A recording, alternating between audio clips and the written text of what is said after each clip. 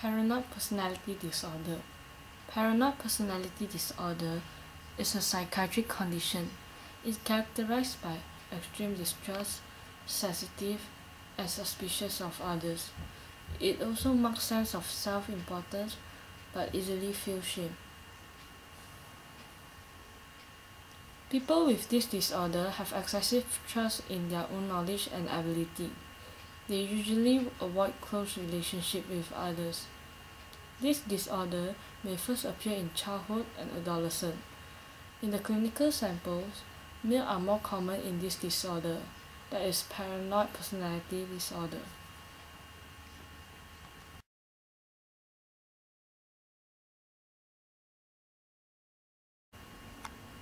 This is the case study of paranoid personality disorder. Derek worked as a computer programmer in a large office. But one day, when another programmer received a promotion, Derek felt that the supervisor doesn't recognize his worth on his job. As others took coffee breaks together, he would imagine that they talking about him. If he saw a group of people laughing, he would think that they were laughing at him. He was sure that his co-workers subtly downgrading him. He spent so much time brooding about the mistreatment, then he received that his work suffered. His supervisor told him must improve or receive a poor performance rating. After that, he looked for a job and found a position in another large company.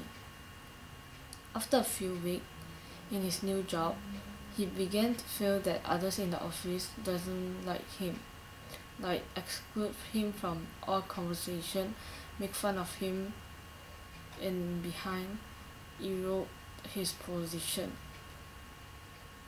Derek has changed job for 6 times in last 7 years. We can see that Derek has paranoid personality disorder.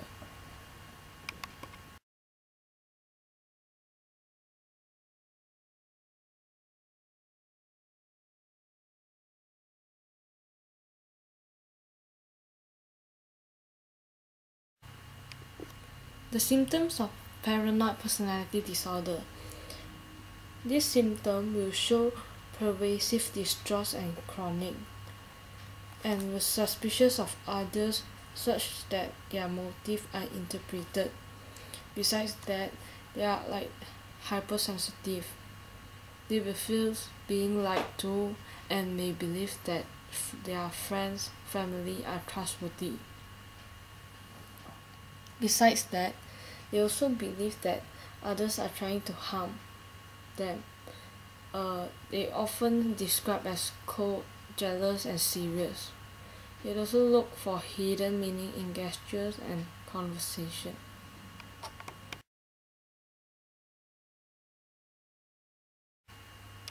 These are the popular treatment, that is psychotherapy, medication, and self-help.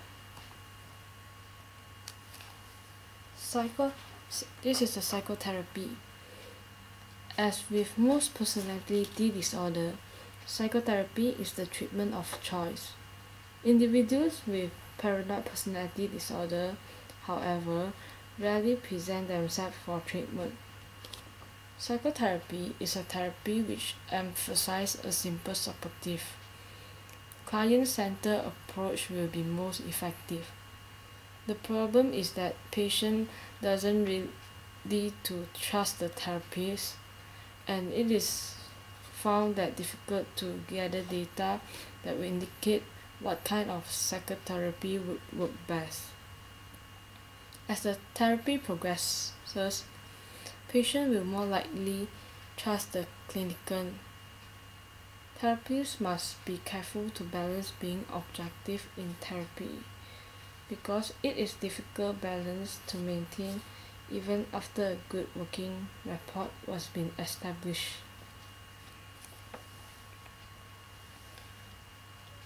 Besides that, raising the suspicion of client that he or she is not trusted. During times When the patient is acting upon his paranoid belief, the therapist's loyalties and trust may be called into question. Like they can ask questions to their patient. Therapists were aware of being straightforward with this individual. Clinicals should not inquire too deeply into the client's life or history, unless it's directly relevant to clinical treatment.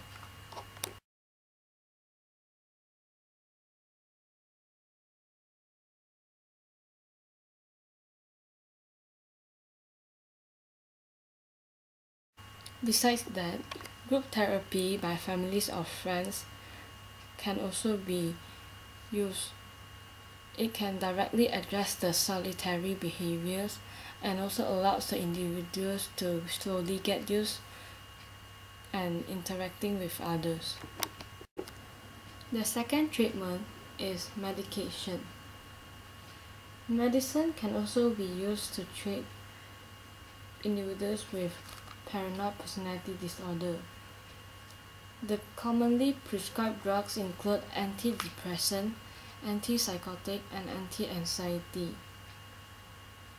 An anxiety agent is appropriate to prescribe if the client suffers from severe anxiety. But medication are not for long-term treatment for paranoid personality disorder and are not a recommended treatment.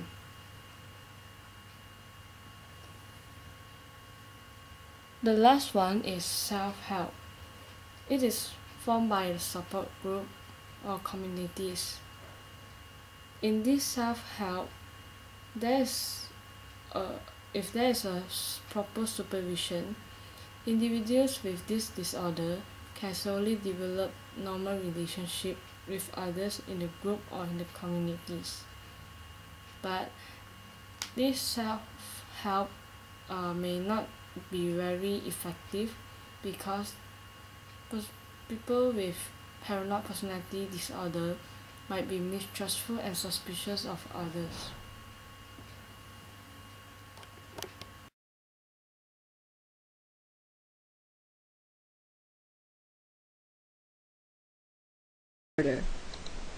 I don't want you hanging out with them. Why not? You're being so paranoid again. I don't trust them. One of them, I swear, one of them is trying to get into your pants. That's really logical. You sound ridiculous. Oh, come on. I've seen some of them hitting on you. They're being nice. It's not nice. You can't even tell what nice is from normal anymore. You're wrong, okay? I don't want to talk. Okay. No. If you do this again one more time, I swear it's over. Okay, fine. Paranoid personality disorder affects up to 2.5% of the population. The main diagnosis of people with this disorder is a great mistrust of other people's motives. It's not like I trust her or anything, but I feel like she's cheating on me with someone. But do you have any proof of that? No. Why do I need proof? She's cheating on me. But you don't have any proof to do that. God, why do you always do this to me? Do what?